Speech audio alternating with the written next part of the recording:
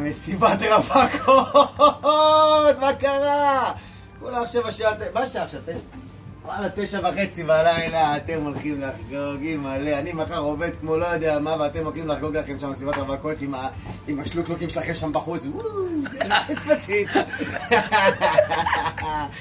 בקיצור, רוצה להגיד לכם, להגיד לך, יותר נכון, חיים שלי, אהבה שלי בלב, תהני היום כמה שיותר, תעשי חיים, תבלי, תהני מכל רגע, ושהחברות שלך תמיד תהיי מוקפת בחברות טובות, בחברות שאוהבות אותך, ואני בטוח שאת הכי שמח בעולם והכי מדהים והכי וואו, ואת לא מבינה כמה אני...